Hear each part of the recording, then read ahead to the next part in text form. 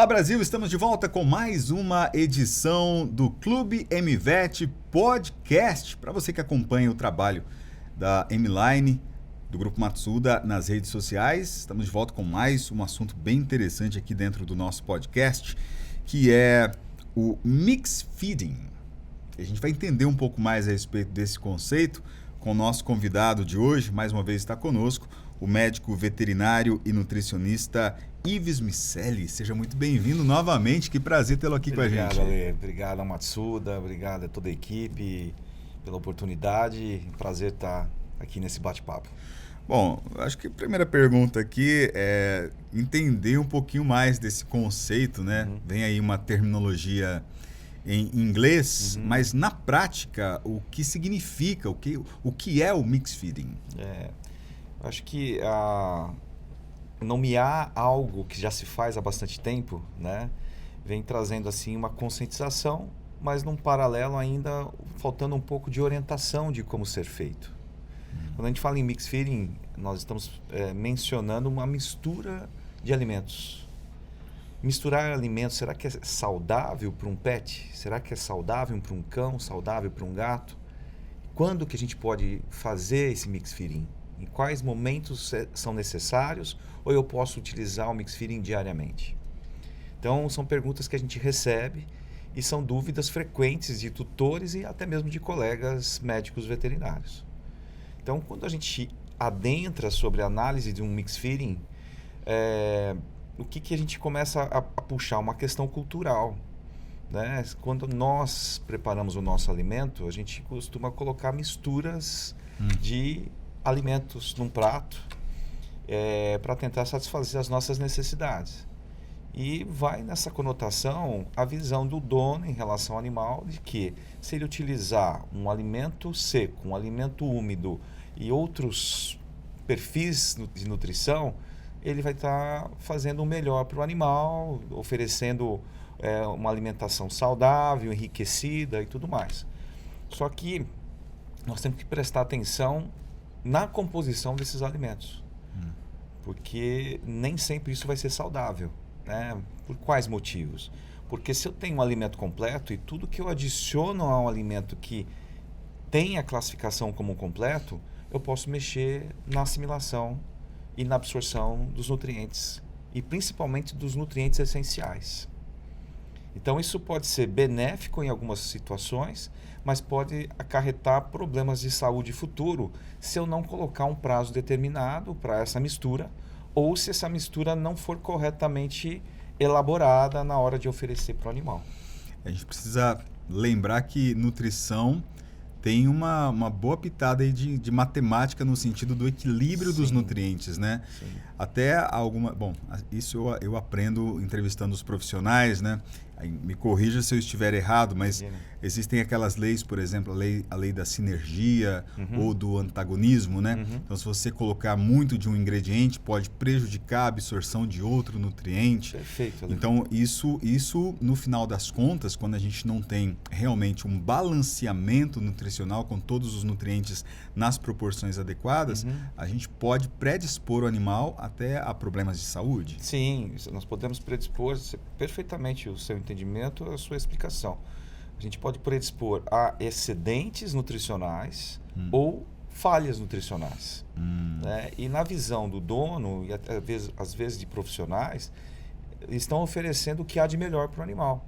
Só que essa mistura acaba inibindo a absorção, como você mencionou, ou acentuando a absorção de outros.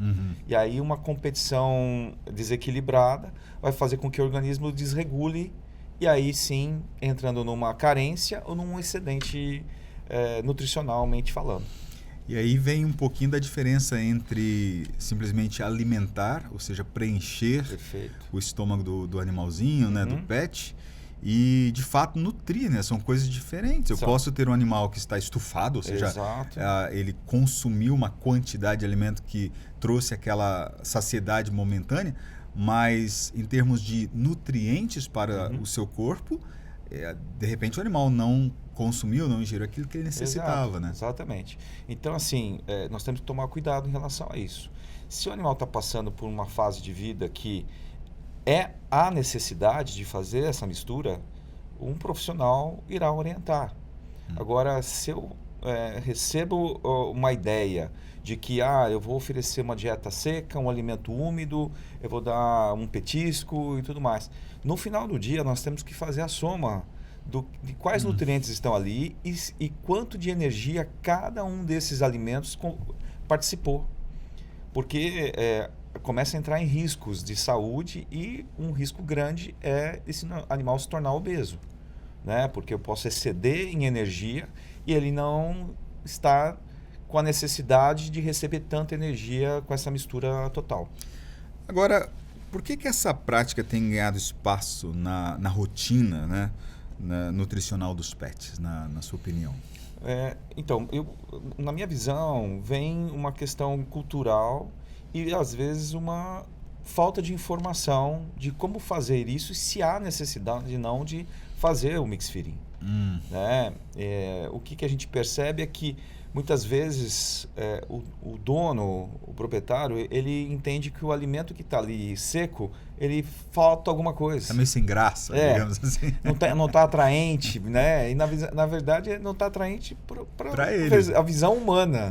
Né? Agora, para a visão do animal, do pet, ele vai estar atraente aqui.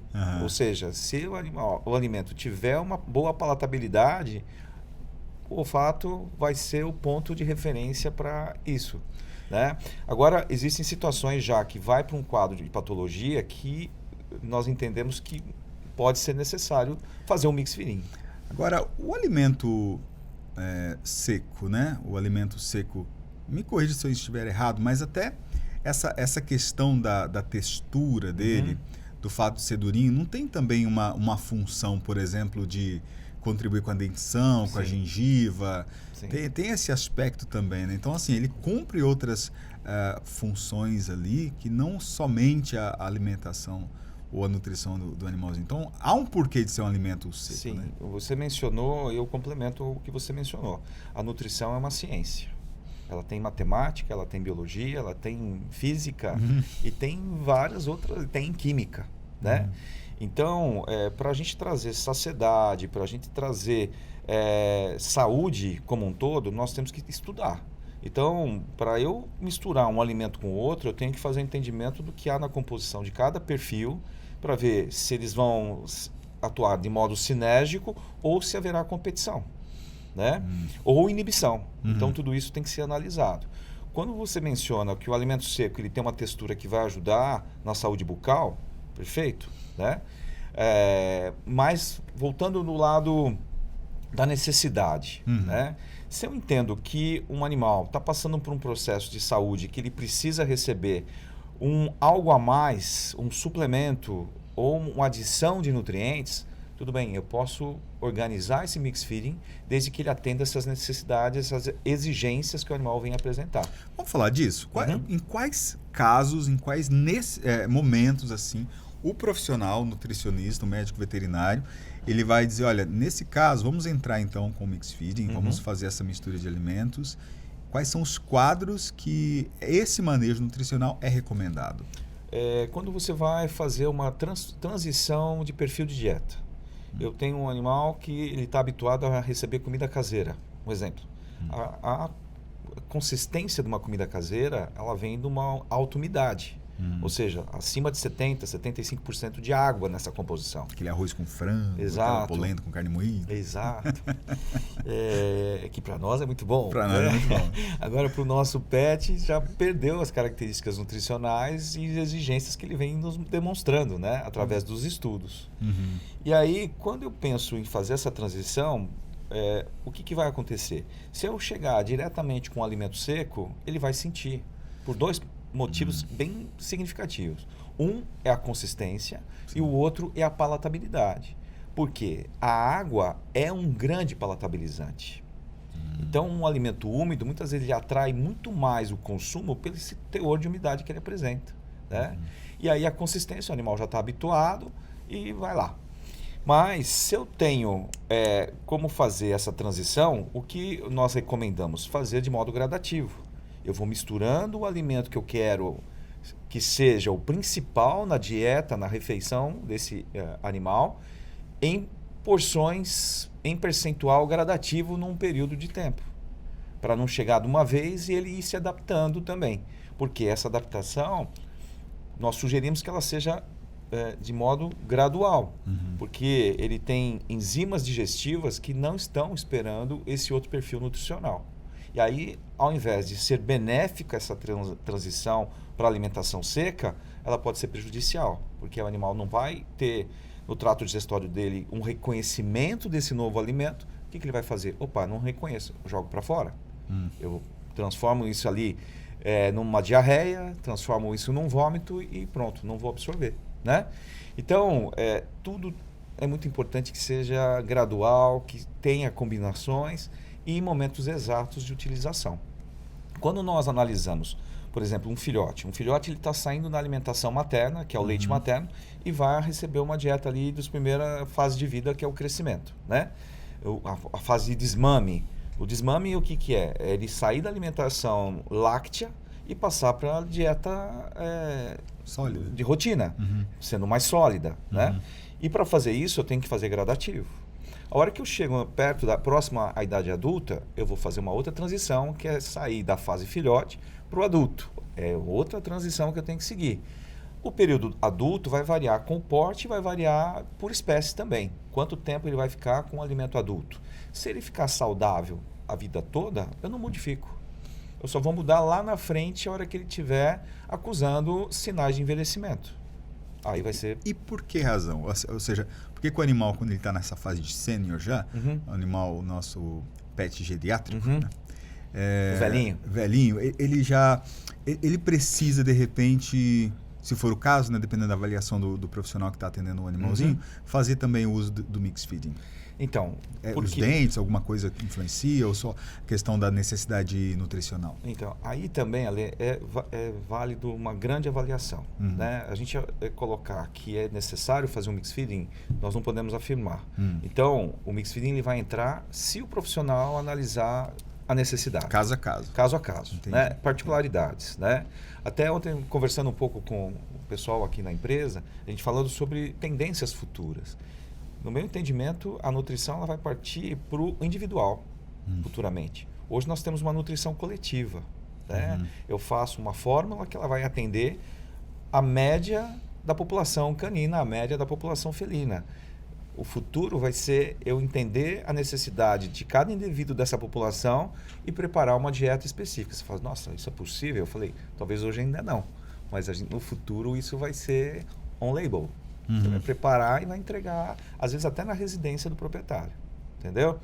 São tendências aí e talvez seja não muito distante do que nós estamos conversando. Então, o que acontece? A hora que eu chego lá com a idade avançada, ele começa a perder olfato, a dentição começa a abalar, ele começa a não absorver os nutrientes. Então, ali naquela avaliação do profissional, é necessário fazer um mix feeding? Sim, mas com quais perfis nutricionais? E aí a gente direciona, né? Então, assim, não é a qualquer momento que a gente sugere fazer o mix feeding, tá? É momentos de transição, momentos de necessidade. É interessante um agrado para o animal? Sim. Nós gostamos de agrado e os animais gostam de agrado também. Então, em alguns momentos podemos dar um petisco? Podemos. A questão é a dose. Isso seria a minha primeira... Eu costumo dizer que na vida tudo é dose. Tudo que a gente ultrapassa ou falta, prejudica. Essa seria a minha próxima pergunta aqui no nosso roteiro, que seria basicamente os erros, né? Eu acho que parte da pergunta está meio que respondida, mas o que a gente poderia complementar? Porque essa questão da falta de entendimento, às vezes de conhecimento, de dar a mais, né? Dar uma quantidade excessiva, né? Ou fazer uma mistura que não seja apropriada. Mas quais outros erros são comuns que os tutores podem cometer? Eu só vou voltar na anterior sobre necessidades de uso do mix feeding, tá? Só para completar um raciocínio na questão de algumas doenças. Ok. Tá? Importante. Um exemplo, os felinos, principalmente os gatos, eles têm por hábito um consumo baixo de água num período de 24 horas. E aí, quando a gente passa a oferecer uma dieta seca, Alguns animais vão lá, ingerem água de acordo com, até por estímulo do próprio alimento. E outros são mais preguiçosos nesse sentido. Então, quando nós elaboramos um mix feeding em situações como essa, a ideia de utilizar um alimento úmido somado com alimento seco é porque indiretamente, através do alimento, o indivíduo está recebendo água. Tá? Hidratação através do alimento. Okay. Em situações de doença renal crônica, dependendo do grau que a doença atinge, o animal passa a ter uma anorexia. Ele passa a não querer se alimentar. E aí o mix feeding pode ser um auxiliar a estimular esse animal a se alimentar. Por conta da palatabilidade? Por conta da palatabilidade, do atrativo que ele traz no olfato desse indivíduo, desse paciente. Doenças hepáticas, situações semelhantes. Tá? Agora, por outro lado, se eu tenho um animal que já está com peso acima do que seria a média, se eu faço um mix feeding, pode ser que eu vou estimulá-lo a ingerir mais alimento. Tá? E aí pode ser eu agravo o peso. O peso. Né? E aí o que a obesidade traz? Ela abre porta para N outras patologias. Né? Diabetes, doenças articulares, doenças de pele, doenças cardíacas. Então uma série de enfermidades pode chegar ocasionadas pelo quê? Pelo um mix feeding que não foi elaborado corretamente, não foi dosado. Esse é o principal fator. Tá? Então, bora para coisa. Se tiver mais aí, voltamos. Mas é interessante. Então, o tutor... É interessante que a gente sempre bate nessa tecla, mas se a gente sempre bate nessa tecla, é porque ainda a cultura não mudou e a gente precisa continuar falando, né? Que é necessário ter um acompanhamento profissional, né? Não se pode, de repente, ver algo na internet ou algo que um conhecido está fazendo, às vezes não é a realidade do seu animal. Não, é o que nós falamos, é indivíduo. Pois é. Inclusive, com a gente, né? A gente vai no... A gente não pode pegar... Não, qual a dieta que você está fazendo, né? Utilizando. Não, me passa aí que eu vou fazer igual. Não, você precisa... Às vezes o seu perfil genético é diferente. Tem que ser personalizado. Nós somos seres únicos e os pets são únicos também. Então é um indivíduo que tem que ser analisado. E se for analisado por um profissional, a segurança ia ficar maior. Né? Agora, como que deve ser a visão do profissional, né? do médico veterinário, do nutricionista, na conduta da indicação do mix feeding, que é essa alimentação mista, né? Eu costumo dizer que a conduta do profissional tem que ser com responsabilidade. Né? Não só do profissional, a do dono, do tutor, tem que ser com responsabilidade. E quem formula, mais responsável ainda por tudo isso. Né? Porque senão a gente pode acarretar erros graves de uma fórmula que não foi bem elaborada, de uma orientação profissional que não foi bem conduzida e de um manejo nutricional na residência que o tutor faz por conta de achismos, que recebeu informação aleatória e sem nenhuma comprovação. Né? E eu tenho por hábito falar também que o animal não é laboratório. Nós não podemos ficar testando ele no dia a dia. Ele tem que ter a vida saudável, respeitada, e a nutrição tem que estar de acordo com o quê? Com a fisiologia dele, de acordo com as necessidades daquele indivíduo. Né? Então aí a gente segura e evitamos erros, né? Tá certo. Poxa, que bate-papo interessante, um conceito que, para mim, honestamente, foi muito interessante aprender, ter mais detalhes a respeito do chamado mix feeding. Se você me perguntar, você orienta a fazer mix feeding? Sim. Quais situações? Nessas específicas, mas não de modo aleatório. Muito bem. Por isso que é importante sempre falar com um profissional, médico veterinário, que atende o seu cãozinho, o seu gatinho também, para fazer as coisas debaixo ou, né, seguindo o norte de uma orientação técnica responsável. Ives, obrigado mais uma vez pela sua participação aqui com a gente, é sempre um grande prazer. Agradeço a todos, agradeço a equipe aí sempre gentil nos bastidores e adeus pela oportunidade. Ficamos por aqui, obrigado pela sua companhia, curta, comente e compartilhe. E até o próximo episódio do nosso Clube MVET Podcast. Matsuda Pet, eles são tudo pra gente.